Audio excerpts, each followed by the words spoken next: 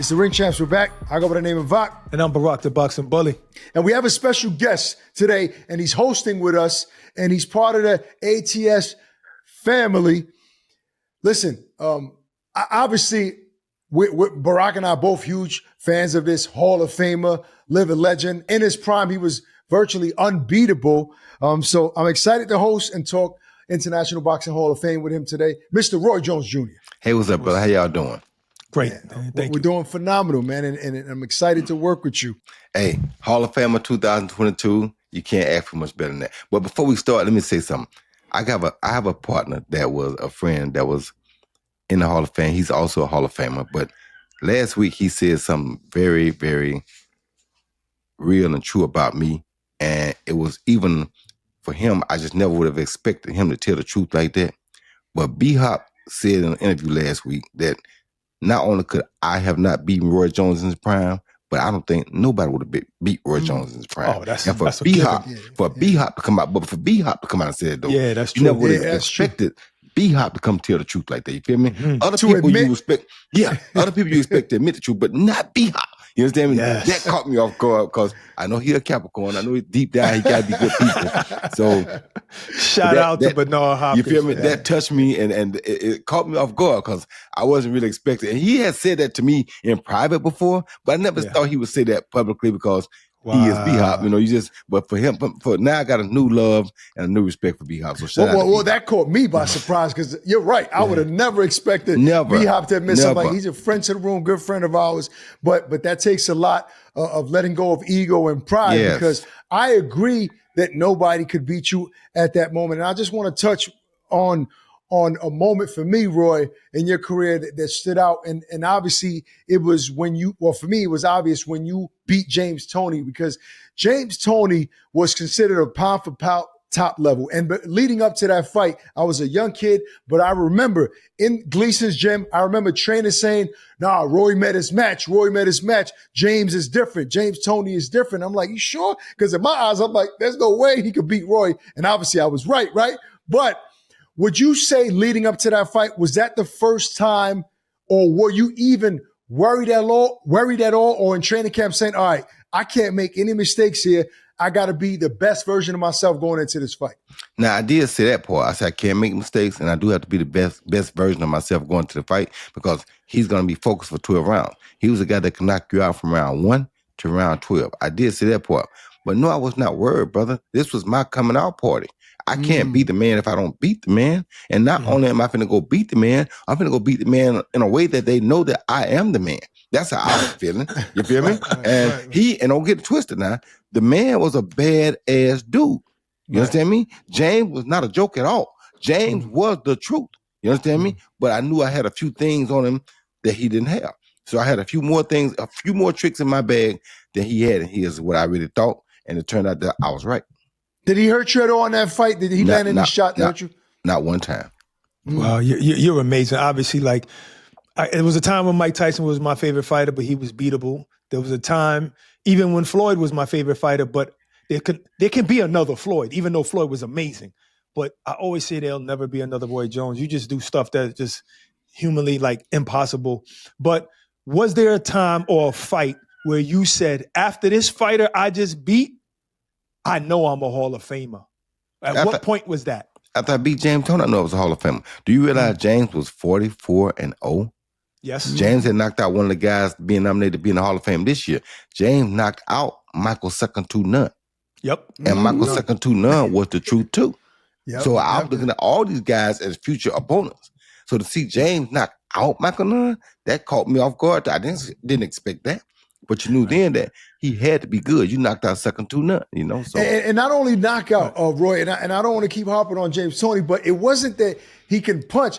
He was very skilled as well, very crafty with his defense and leaning. So it showed how skillful you were. Not only speed, but you had to be skilled to match that level of skill. And people think I say this to toot my own horn, but I don't. I tell you the actual truth. James Toney was better than Floyd Mayweather at the shoulder rope. James Toney did not get hit clean and was knocking you out between round 1 and round 12. James Toney, to me, was the most superior after, the Mongoose. He was the most superior at the shoulder roll since the Mongoose, in my humble opinion. I can agree with that. Honestly, I'm just think telling about the that. I mean, the guy never got hit flush from that, and then the way he countered from that, that roll was insane. So yeah, and it wasn't one punch, pop here, pop there. No, he hitting you 6 and 8 times if you gave it to him. How many times was there? He took it. So and he wasn't like he was scared to gamble. No, he gonna do what he had to do. If you gave him the opportunity, if it was 13 punches there, he took 13. James could do everything. All the smoke fighters headed to the Hall of Fame. That's right. This year's International Boxing Hall of Fame induction weekend in boxing's hometown, Canastota, New York, takes place from Thursday, June 5th through Sunday, June 8th, ending with an annual ceremony immortalizing boxing's all-time greats. The International Boxing Hall of Fame are hosting fan events and experiences all weekend long. On Friday night, June 6th, Salida Promotion will present a terrific fight card in association with All the Smoke Fight, live on the Zone from the Turning Stone Resort Casino in Verona, New York. Featuring USBA heavyweight champion Brandon Moore, defending his title against undefeated prospect Stanley Wright in the main event. Plus a stacked undercard featuring world champion Franchon Cruz-Dezern and rising prospects JJ Pagan and DeVell Smith. Sounds to me, we're going to have a great fight night. And of course, Sunday, the ceremony to induct the class of 2025. Legends like Manny Pac-Man Pacquiao, Michael second to none, and the Tasmanian Devil, Vinny Paz. Join All the Smoke Fight and Salida Promotion at Turning Stone Resort Casino for this year's International Boxing Hall of Fame induction weekend. Hey, listen, visit turningstone.com for accommodations and tickets to Friday's fight night. Visit ibhof.com for the full induction weekend schedule. So, Roy, you agree that it was 1994. You could have been a Hall of Famer back then, but you were a Hall of Famer 26 years later at 2022. What did that mean to you and your family at that time? It meant more to my family than it meant to me, because for me, like I said, I've been feeling like a Hall of Famer since that day. But I did know that you had to go through the process and you had to keep proving that you are what they saw that night. Because people don't want to think that you are really that good. You got to keep showing them over and over and over again. And I kept showing them over and over and over again. So there again, it's like I felt like I always was going to be that to a degree because of what I had to go through to get there. But for my family, it meant more because when it happens, it ain't what we think, it's what is there is factual now. So to the family, it means a lot more. I want to point this out because the International Boxing Hall of Fame also inducts other people involved in the sport that aren't boxers, like broadcasters and guys that cover the sport. Now, you were a guy that, in my opinion, can be a Hall of Famer 2 times as a broadcaster and as a fighter. I want you to just touch on Roy becoming a broadcaster for the first time. We don't have to get into the details about when HBO called you, but when sitting ringside with, I don't know if it was Max or Larry Merchant and Jim Lampley. I don't know. I think it was Larry Merchant when you started, right? It was, yep. What was that experience like compared to walking into the ring and fighting for the first time? What was that like? It was an awesome experience, but here's what it did for most people.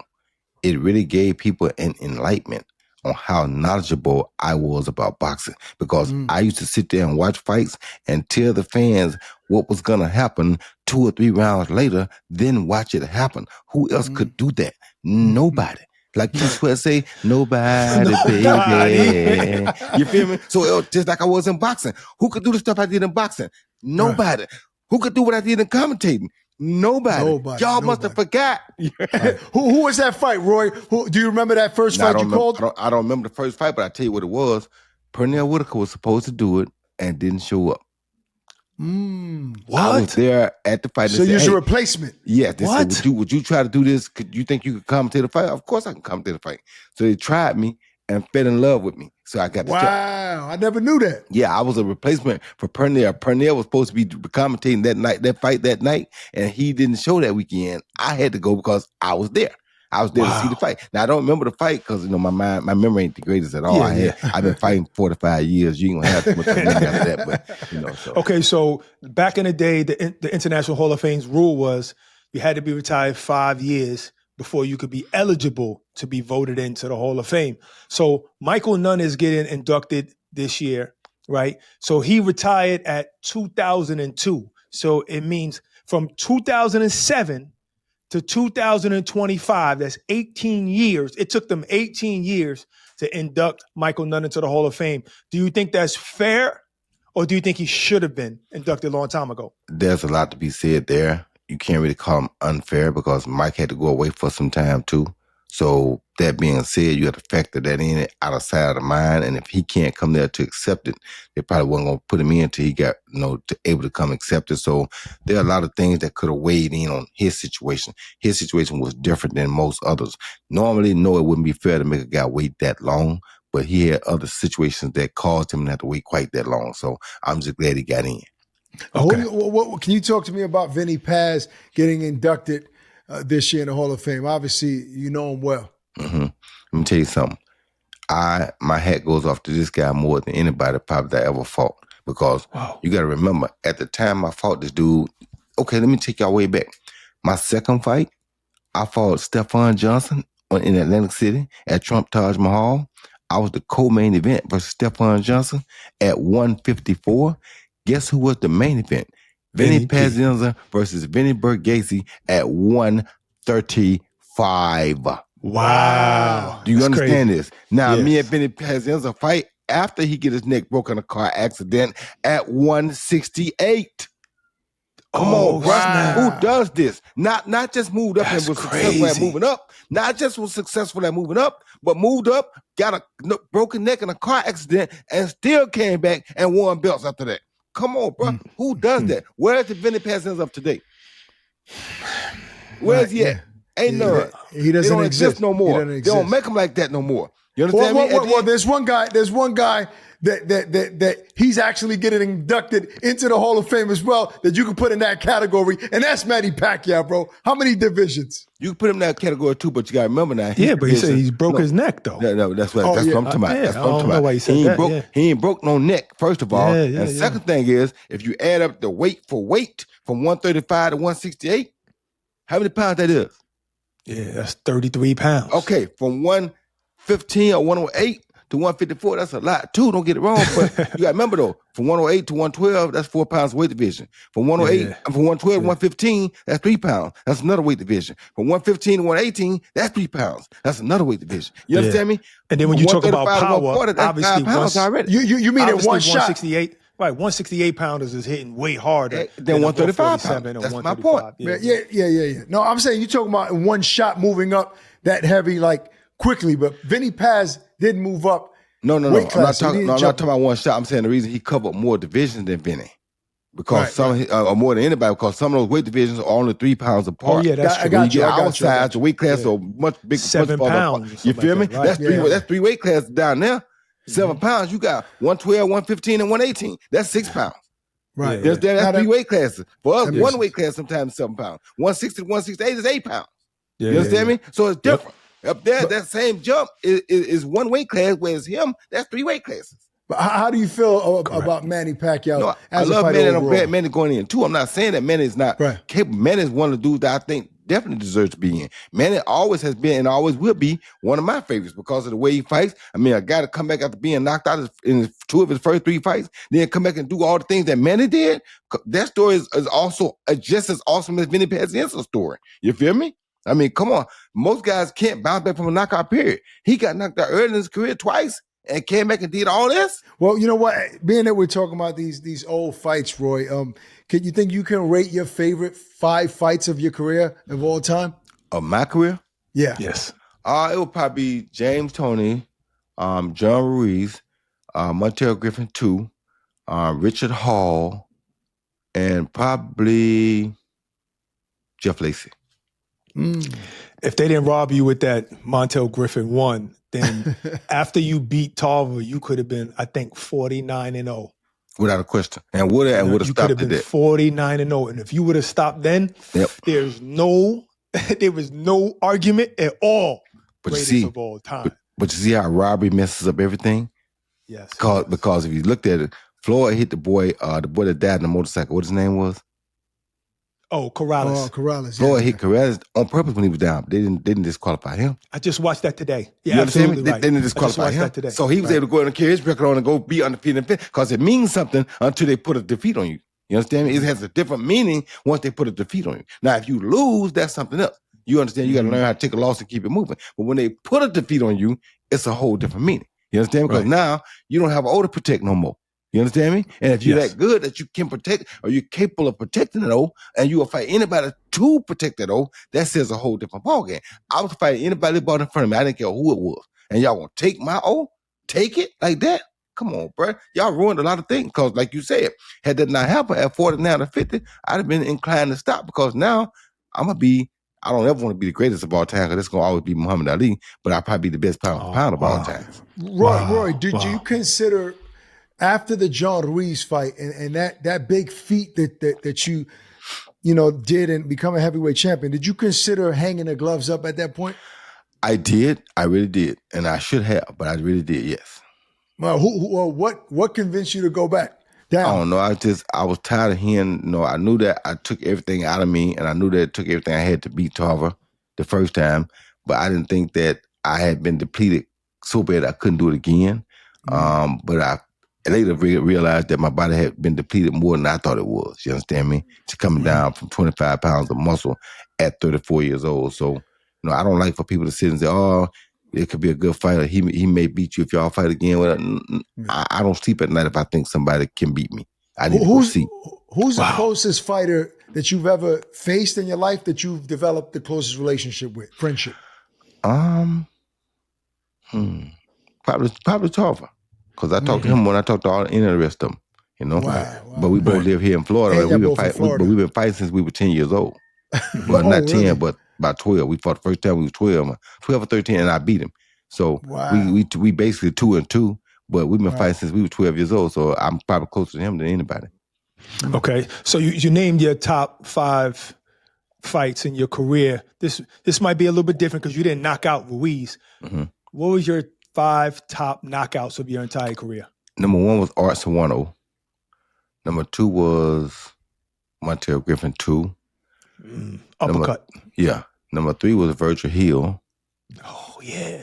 I don't know number 4 and number 5, but those are the top 3. Top 3. Yeah. Good enough. Well, listen, look, let's show some love to the International Boxing Hall of Fame, who has been highlighting all of these fighters and people in the sport that we love, favorite sport in the world. Over there in Canastota, this year there's gonna be a big weekend of boxing on the Salida Promotions, live on the Zone at the Turning Stone Casino. So shout out to everybody that's being inducted this year. Yes. Shout out to the Hall of Fame. And that's our show for today. Peace and love. Stay safe. And thanks, Roy, for joining us. Thank y'all for having me.